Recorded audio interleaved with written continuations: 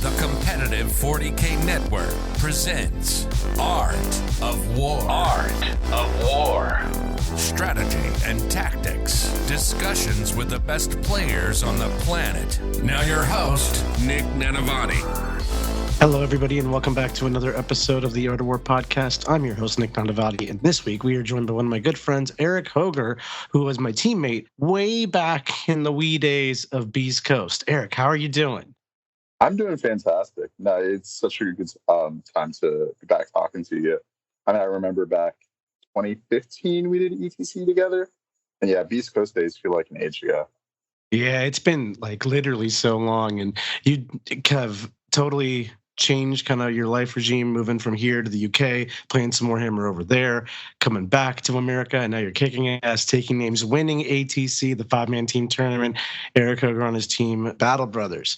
So, Eric, this is pretty much what we're here to talk about. Part one of this two-part show is going to be about you, how you got into Warhammer, what your life has been like with Warhammer, coming into and out of the hobby, returning to the hobby, and coming in so strong, winning ATC, being part of a brand new team, that whole journey, along with it, your play style, your approach to your game. And then we're going to cover, of course, the army list you took, your team composition, how you did it, and what this team tournament looked like.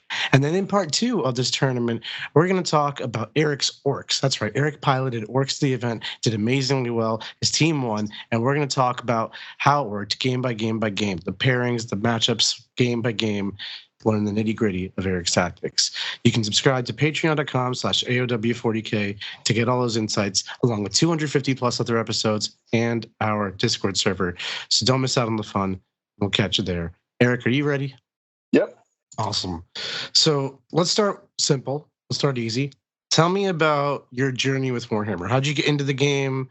And if you've come into and out of the hobby at various points in your life, what has it been like for you? Yeah, so I started playing originally in 1998. Two people were really influential in getting me into it. First, my neighbor across the street, Ian Ager, his dad was from Manchester and had these gene stealers that I was very confused and intrigued by as we go to his house after watching Pokemon in the morning. And then my cousin who lived over in Los Angeles went to visit him for a week. He also had some Blood Angels, picked up my first models, the good old 12-man Khorne Berserkers, but only very recently got rotated out of the range. And then, played very casually throughout high school, got back into it more competitively in 2011 timeframe with the kind of precursor to Beast Coast with the Nova crew. Andrew Gagno was huge in getting me in the game, him and James Watkins, and then met the Jersey crew, including yourself. And that kind of went on for me and really started getting more interested and focused in this game. 2011, 2012 timeframe, at least until I head over to the UK in 2017. And that kind of took its own journey. Awesome. So that's quite the journey. I mean, you've been playing Front 40K longer than I have, and not many people can say that. So you've really seen the evolution of the scene grow from like mega casual, all kinds of different descriptors I could use to describe it over the years. But to what it is now has been quite the journey. What have you seen, and what's your take on that? It's so funny to me because looking back on it and how we approached list building and the approach to the game, it seems so simplistic back in the day.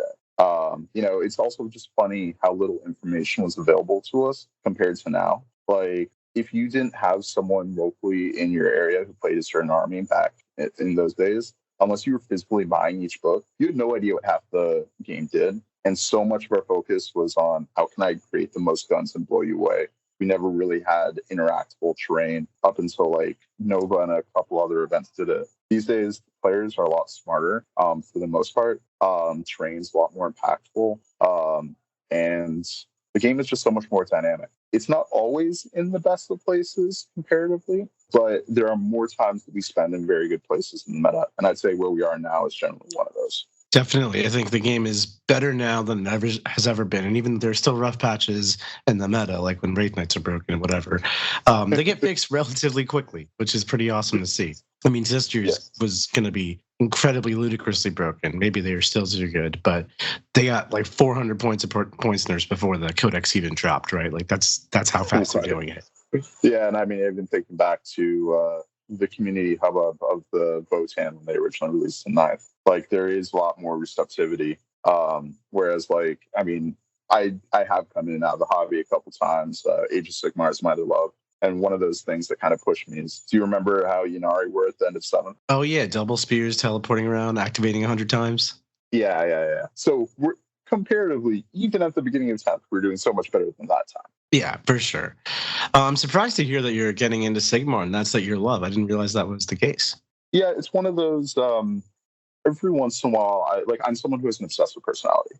And so there's only so long I can continue to look at the same information before I just kind of get bored or frustrated with it, especially if the meta is in a very unhealthy place. The first time I started with Sigmar was in 2019, when at least in the UK, the go-to list was like 9 or 10 Eldar flyers. And that was not a good place for the game. I've just kind of come in and out as, Sigmar is something that I can do just for myself with no expectations. Whereas Right. 40K, whenever I'm playing, I feel like I have to put on my best show. I can't really just show up somewhere and bring a meme list and be happy going 3-3. That's just not Why do you feel that pressure? Is it just self-imposed? It's entirely self-imposed. I'm one of those people who has a big self-drive and also just kind of a view of what I feel like I should be. No one else puts this on me. It's just one of those things that I've just kind of built over time. No, it's really interesting. Yeah, really self-aware too. Yeah, well, it's also one of those, particularly when I was younger, I put a lot of inherent self-valuation based off of how good I was at the game, like my early 20s in particular. And that was something that, just in terms of mental health, it was ultimately not a very good place. And even when I was doing the best, it's very interesting to see how, the idea of being good at Warhammer is a self-fulfilling prophecy of everything in your life will be good. But that for me, I had to take a very big step back when I realized how hollow that was. Yeah, right. I think it's really easy as someone starts to see success and really is working towards it and seeing the results start to permutate where they are winning events and doing well and getting recognized and coming on podcasts and whatever, especially when you're younger. It's really easy to let that all go to your head and kind of shift to your identity, sense of self-worth, sense of value. It's something I personally struggled with when I was younger. Sounds like you have also. I think that's really awesome of you to come on and talk about it. I don't think a lot of people talk about it. It's just a real thing that people have to deal with. Yeah, and honestly, that's one of the reasons I love teams. Is first, you're all in this together. The best teams are 5 or 8 close friends, regardless of how good or bad you are at the game. But it's really about that ethos of supporting each other, going through the full build-up together. And also, it means that your relative event isn't won or lost based off one game that you won or lost. The difference between, losing by 5 points or losing, 100-0 in singles can often be irrelevant if the goal you had set is to win. Looking for me, I lost in round 6 in ATC. I was the lowest scorer on our team. But you know what? We still won. And it's one of those of being able to set a different goal of what success looks like, both in terms of an individual and as a group, that gives me so much more. And I probably get most of my enjoyment in 40K in the time in between events as we go through the process of identifying lists, identifying skew. I'm a big matrix person. So gathering all the data, building the matrices, going through the game theory, all that kind of stuff. And when we get to the table itself, I suffer from anxiety, particularly before the game starts. I recently started getting medical help for it, and that's been fantastic in of itself and something I encourage people to do. Because getting back to what is one of the best part of teams, it's just you're all in this together. I have my guys who literally be like, Eric, you're nervous. You're going to end up using the bathroom 5 times between pairings. Just go now, so where it's not halfway through and you have to go suddenly do a nervous pee. This has literally become that much of a thing, but they know me and they're there to give me a pep talk for it. So. Yeah, I love it. The teams that mentality, the team camaraderie, it's all part of the experience, and it gives you a lot to play for beyond yourself. And I think that's a really important thing to talk about and look at as well. Like, you could be getting your ass kicked, and it doesn't matter. Like, fight for that 2 or 3 or whatever for your team. There was a team tournament we just played recently, as Art of War, where we narrowly won the round. We played against Team America in an exhibition tournament, and we divided. Like, John and Anthony were on Team America. I got a 2. I got absolutely steamrolled by Anthony, and we won by 1 point. So, like, if I had just rolled over and died, got that 0. If anyone had slipped up and got one less point, we just lose the round. That's what makes it so tense and exciting, and also makes it so meaningful when you win, because you all work together and, like, you support each other, like you said, the camaraderie. How did you find coming back into competitive Warhammer this time, I suppose, if you've been in a Sigmar and you've been traveling, and you've recently had kids, and life's been coming fast. So going into a team tournament, coming into a meta, there's so much to decipher and encode, especially with Pariah Nexus just coming out. Like, everything is kind of open right now, and the competition is a lot stronger, like you noted. Like, the average Warhammer player today, way better than they were 5-10 years ago. So coming in is harder than ever to perform well. How did you find it? Yeah, I'll admit, before, so we were lucky to have a 5-man team's practice event 2 weeks before ATC at Battlegrounds, which is a big store in Richmond, Virginia. Excellent host. Before that, I had been to like 4 or 5 events, and I had been a 2-2, 3-3 player. I was really struggling to adjust to what 10th was. Part of it was just like the amount of time it takes me to learn the game. I decide on a list, build it, and paint it. Like, I was one of those unfortunate folks who, in late August, early September, built a Custodes army. And more or less the week that I was moving to the U.S., they had the big Custodes nerf, where all of a sudden I'm sitting around being like, I can't even run my 10-man Custodes bricks anymore. What do I do for this? I've got BFS in 3 weeks. And so I went through a couple streaks where I was trying to play 8th and 9th edition in my list writing rather than 10th. And that went what does that mean tangibly? Like, how were you not grasping it? So part of it is just not understanding the damage profiles you need to bring. Part of it is not understanding the level of screening and counter screen play, and like the full extent that the missions required certain trading pieces or not. Like, the missions and secondary cards here are very different than both how we did scoring in 9th, as well as how we did scoring back when we used the Maelstrom decks. Like, when we were using the Maelstrom decks, and was that 6th or 7th? That was probably the time that I was most comfortable in 40K, because I knew that, okay, if I can, control most of the objectives on the board, then I'm cutting what my opponent's deck can do in half.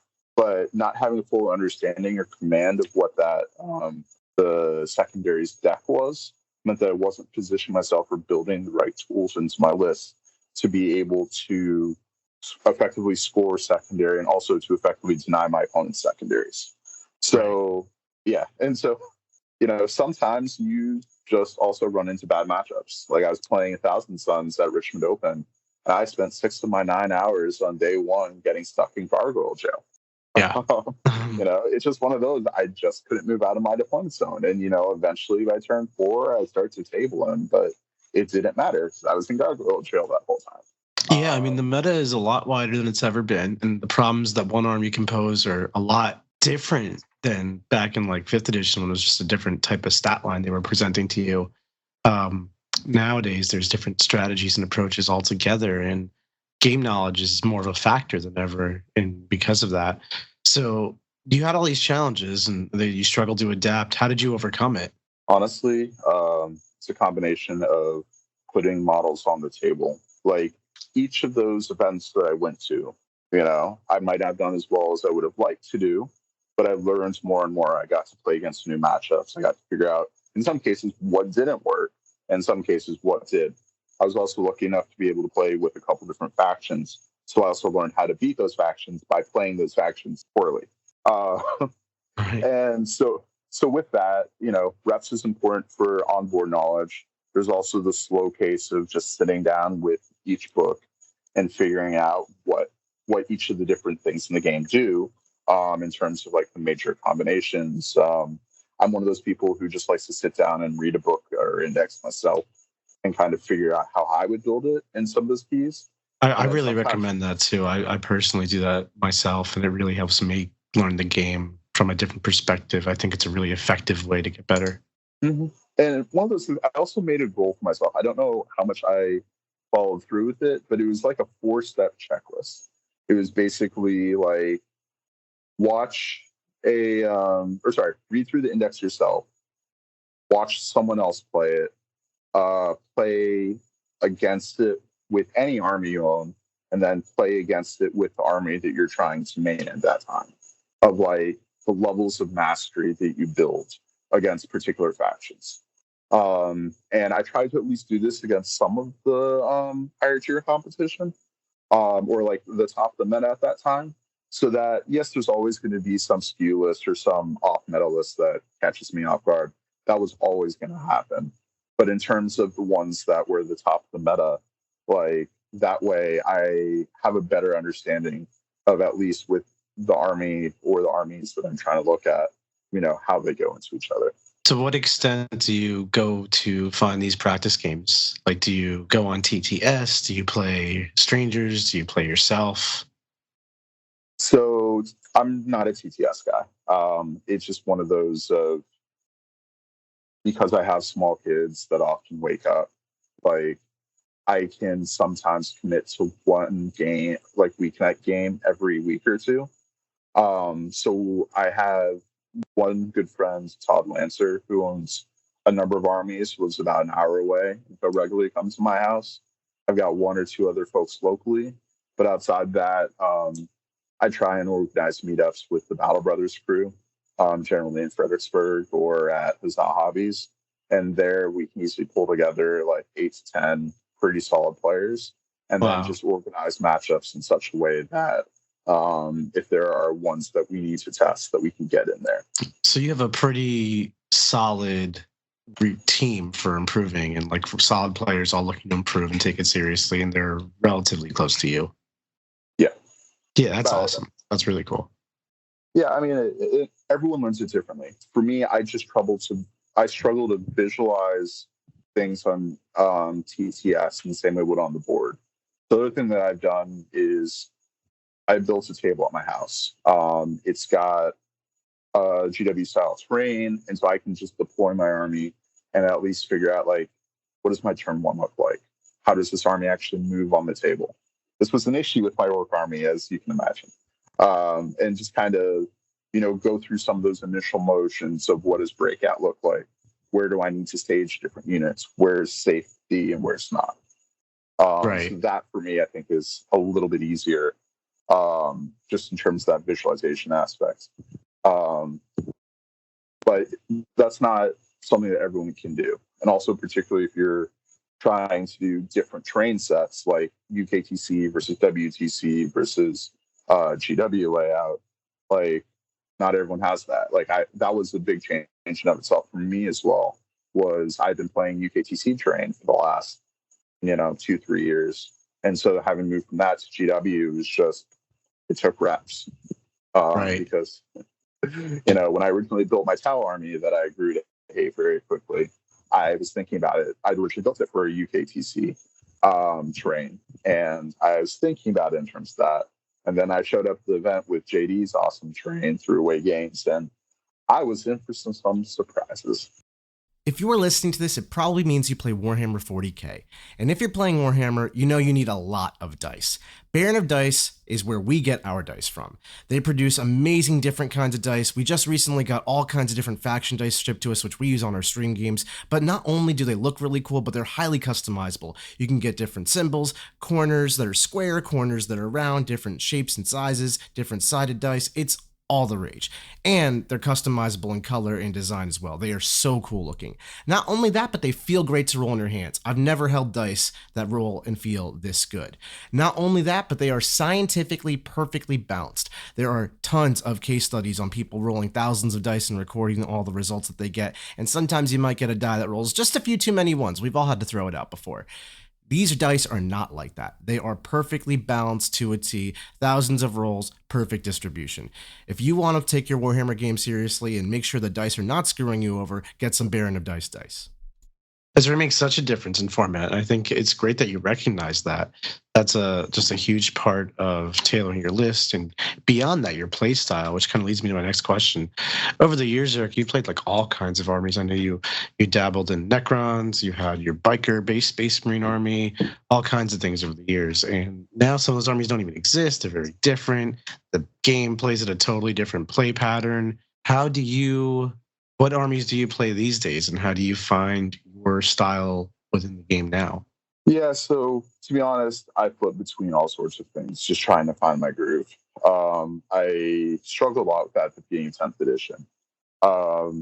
The reason why I'm playing Orks currently, it started because at the end of 9th, I had gotten to the point in my life where I just had too much going on to be able to play at the top of my game. But I wanted to have an army that was a blast, and that I could go to events and see my friends.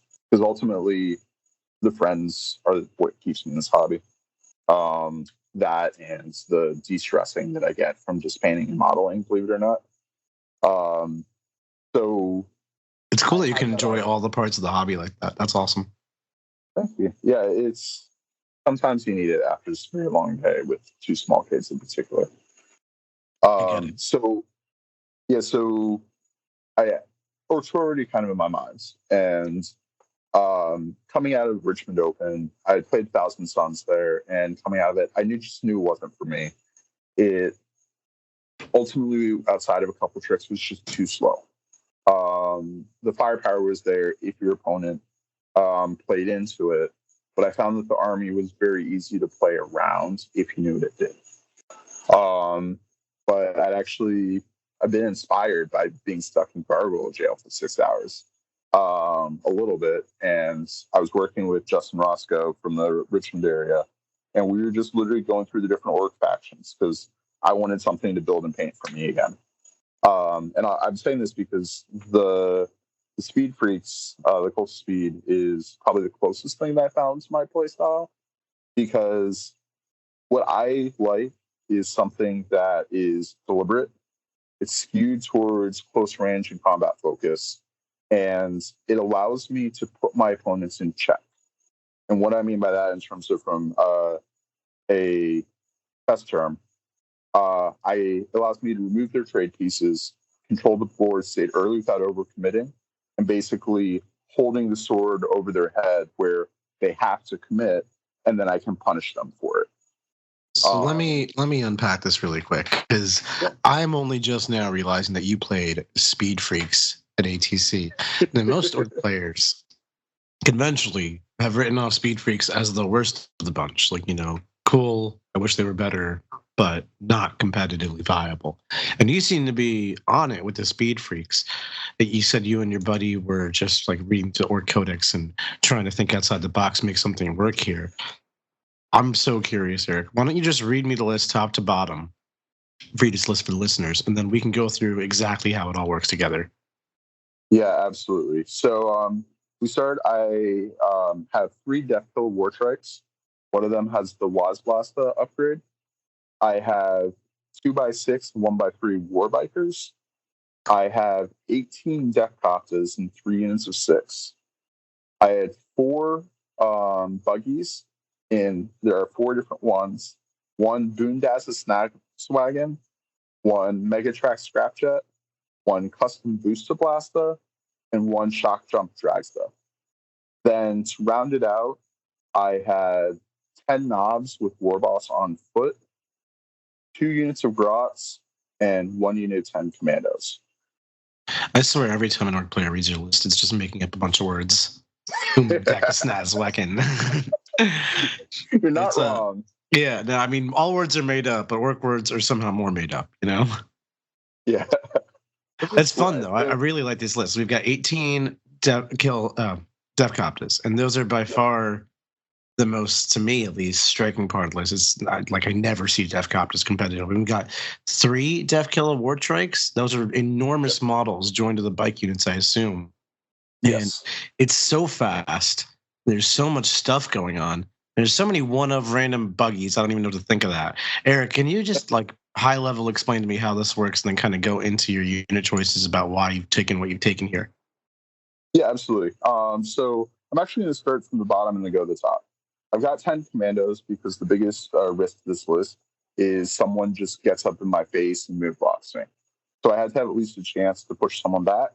If they're not going to set up to move block me, then I just put them on my expansion objective, and they're just annoying enough to dig out. With the 2x10 grots, they're there to give me some OC, sit on my home objective, and maybe being an annoying little play that I can run to an expansion objective just to force an opponent to spend a resource on 10 grots.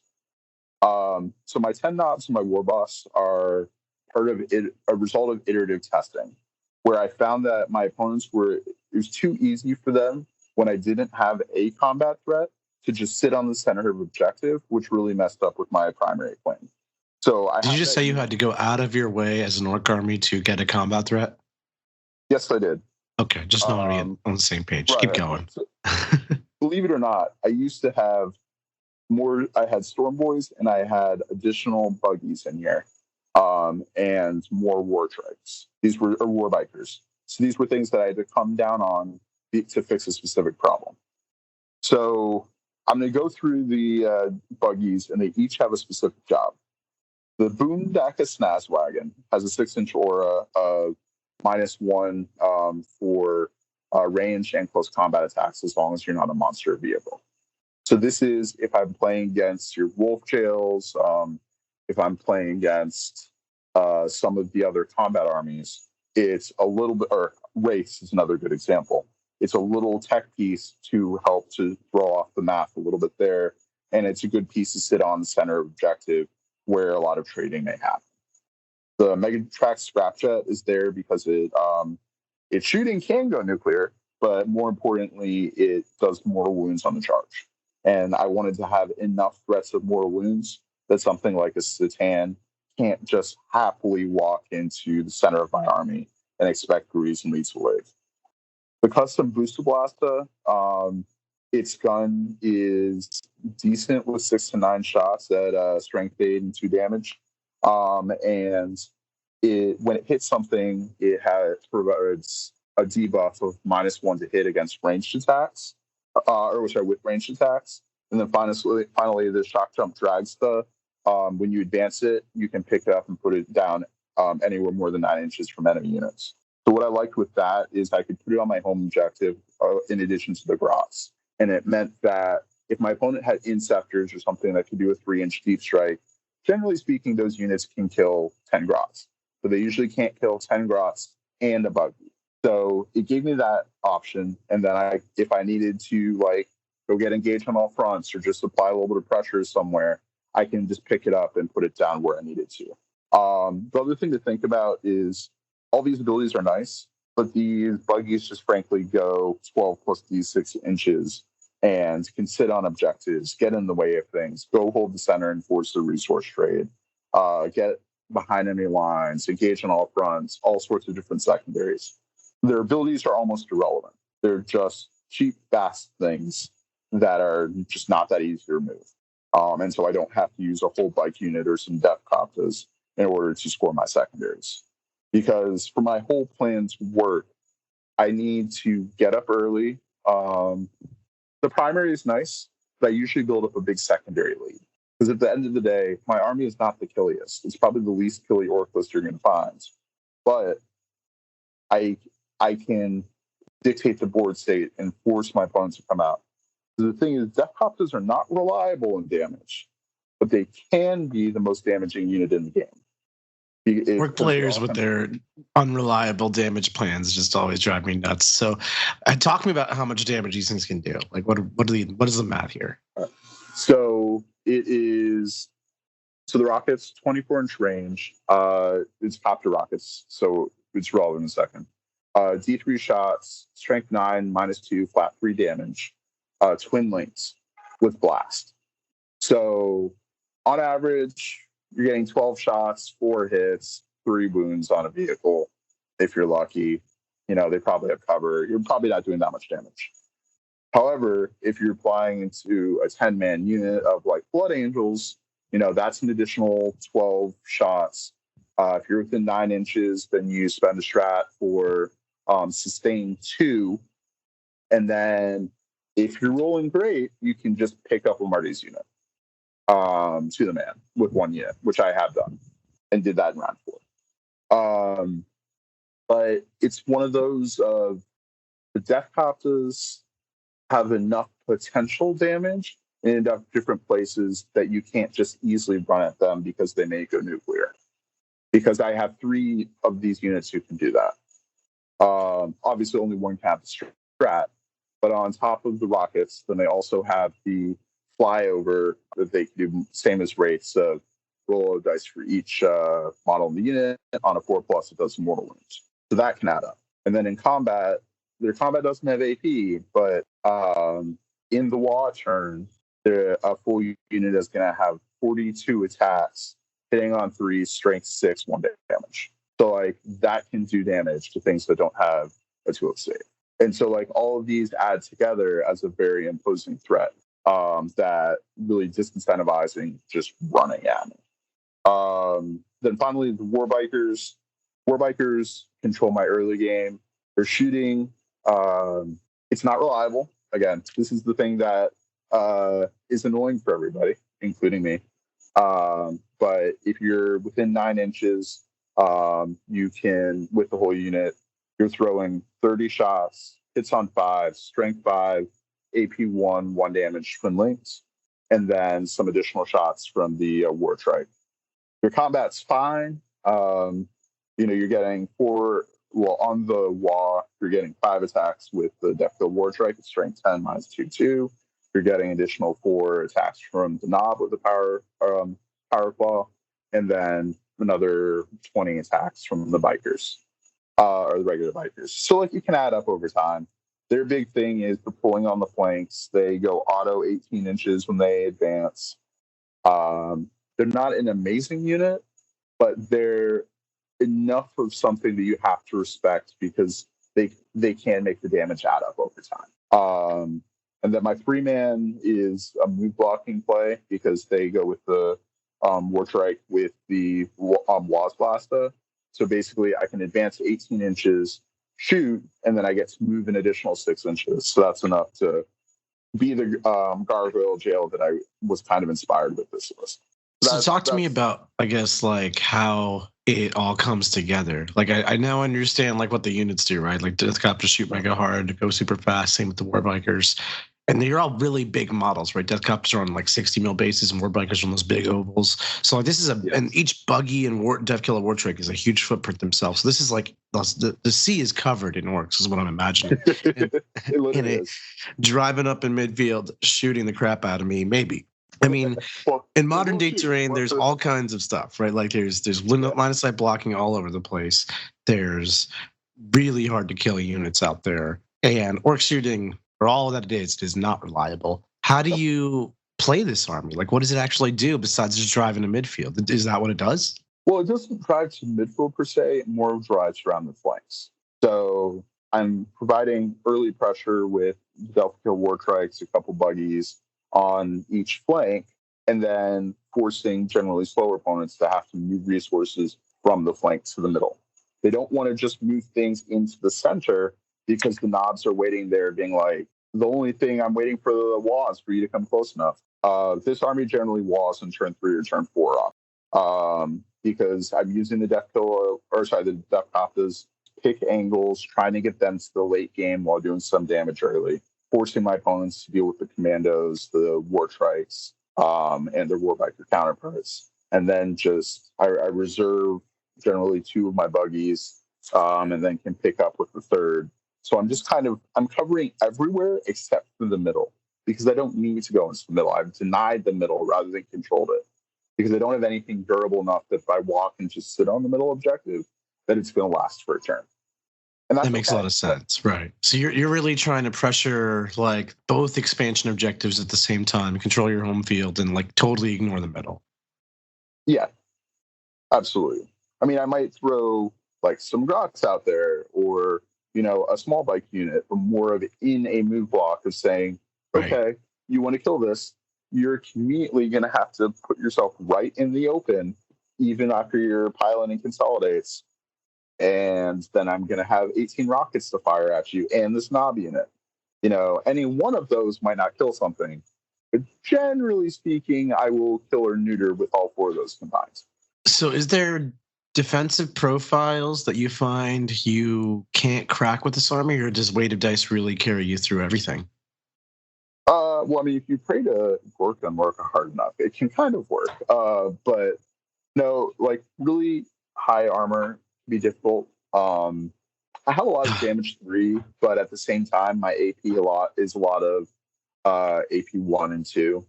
So like trying to get through armor of contempt with cover, I just don't bother. Right. That seems like, and that's part of teams, right? You can just choose not to play that.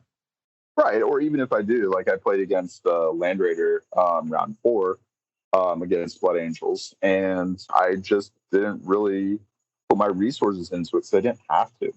I could just throw other stuff on there or just concede that objective for a turn. It just didn't really matter. Again, because we're talking about teams, I was keeping an eye on where my secondaries were, the school board was, and that was good enough. So, it makes perfect sense. You just have like a very skewed thing as a bad matchup. Anything else giving you too much trouble in the durability category? That doesn't seem so bad. Yeah, it's generally one of those that if it's a combat unit, I can manage it. I can trade space and units for time. That's just not the biggest deal. So let me ask you this. If not the durability thing, what happens if you go in assuming you're going to kill something or like planning to kill something, and then just maybe Gork and Morth aren't with you today, and then you just roll real bad and they just live? I mean, that's something every 40k player experiences, but this list is so unreliable in any singular activation that sometimes it might be more prone to it. How do you handle it happening often? So it's a difference of thinking about the game. It is unreliable in damage. It's unreliable in shooting. It's a little bit more reliable in combat. One thing it is reliable in is speed. And movement's still the most important phase in this game. And so my ability, like I always have a backup. I almost never go into something saying, hey, I need this one bike unit or this one Bucky unit to go and shoot and kill this unit. Otherwise, my game's going to fall apart. It's usually I've executed my move block and hopefully I do some damage. And that's the benefit of just having so many big holes on the board. It's harder in some shooting matchups, but generally my damage profiles are better into those.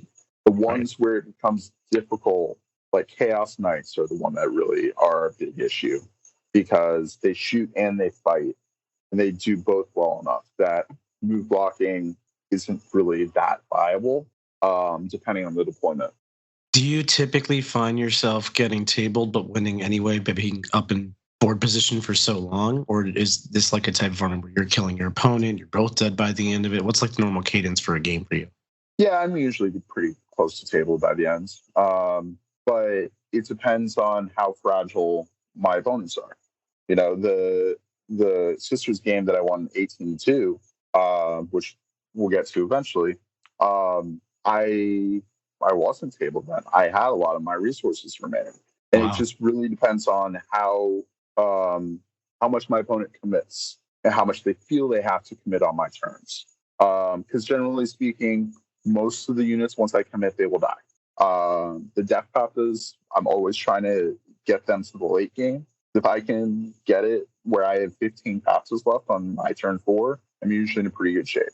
But I am doing a lot of resource trading along this way. I'm pulling a lot of models off the board. I usually only have a couple units left. That's enough in this edition.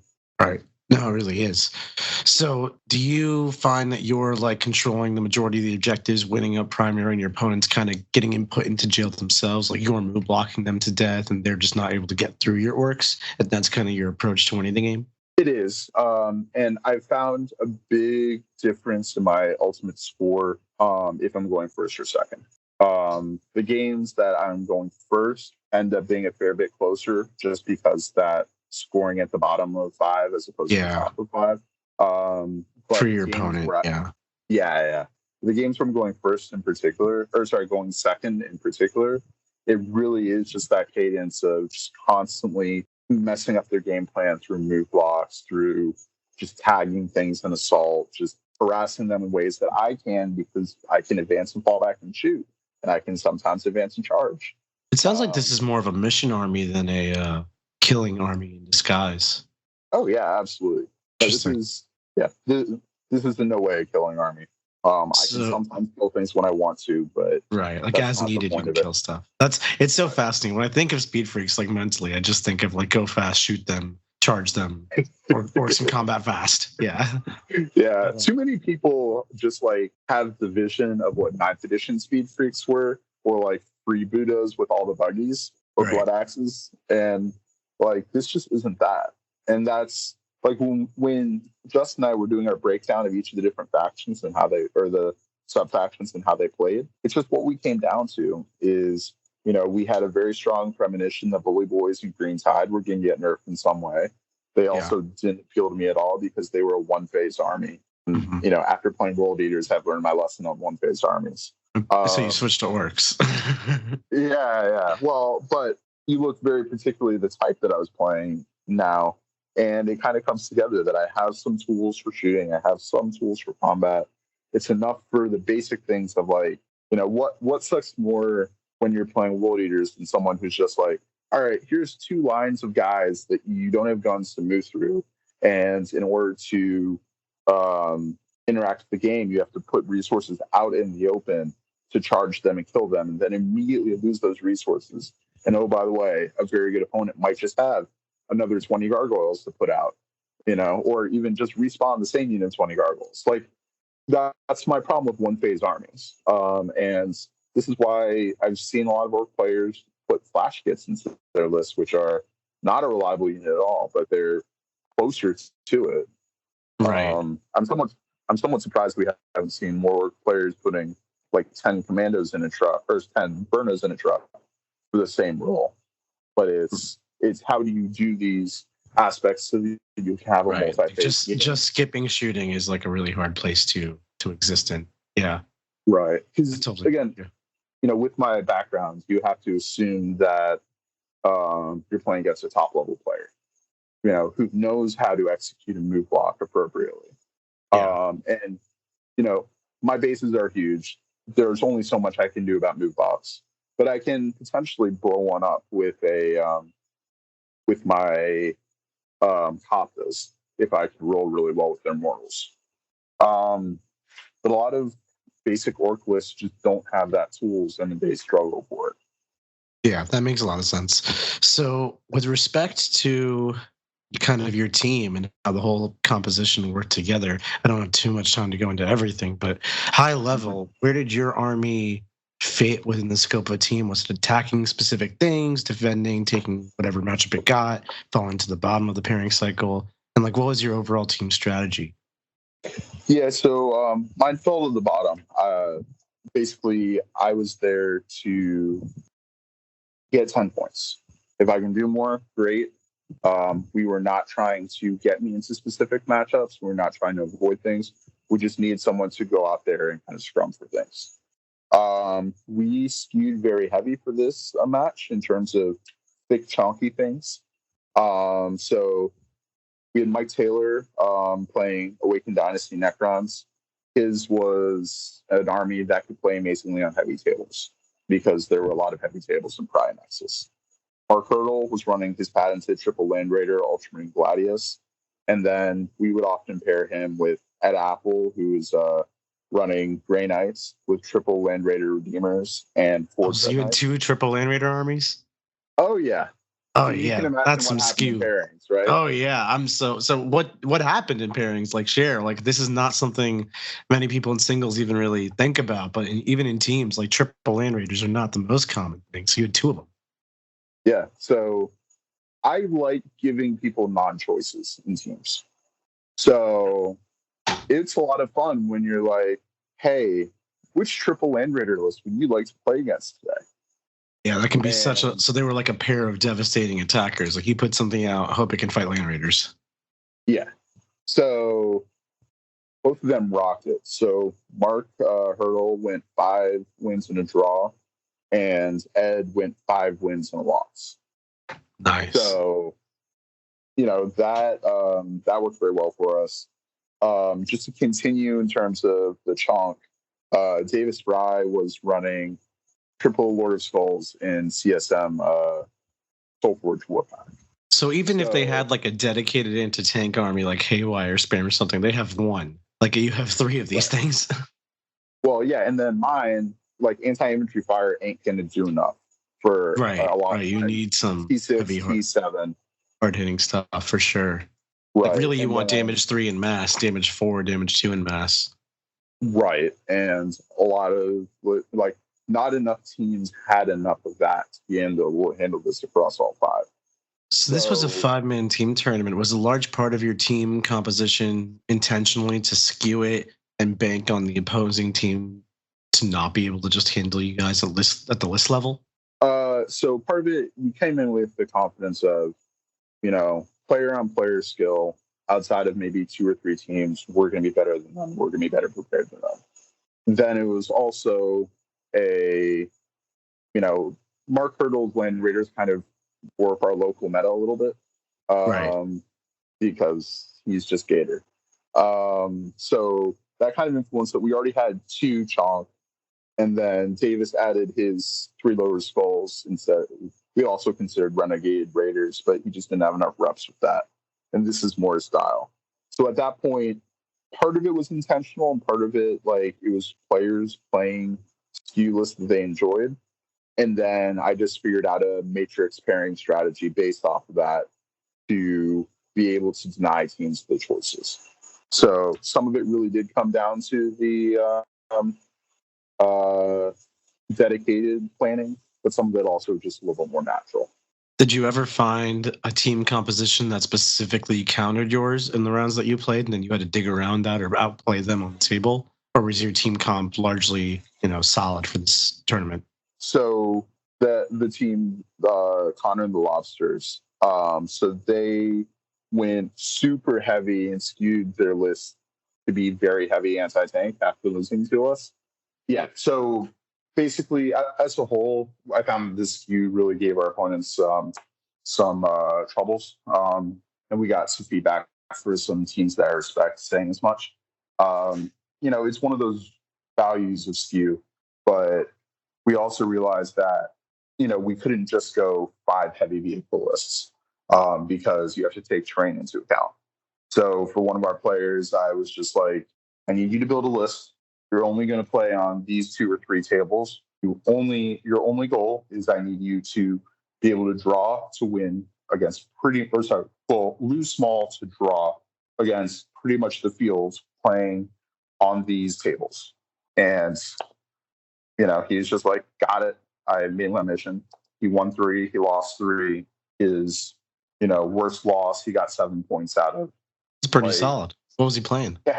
Yeah, no, he was our Necron player. This is Mike Taylor. Oh, nice. That's a good one. So, Mike's very solid in being scrappy for points. So, in this case, the player fit the list very, very well. That is really good to see. So I'm glad you recognize we can skew our team and run 3 Lord of Skulls, 3 Land Raiders, 3 Land Raiders. But if we keep that trend up, say like run 3 Monoliths, 3 Baneblades or some craziness, then some people are literally just going to get screwed by the table. Like you can't have 5 people pick and choose their matchups and table. It's not real. So you kind of assign someone who fit the role, or you're not getting choices really. Deal with that, and that's awesome. You set expectations appropriately. That's some good team play. Yeah, I mean, we were so lucky that we had really, really good elements in terms of our team success. And talking with the team for our after action, there were a couple things that really let us do well.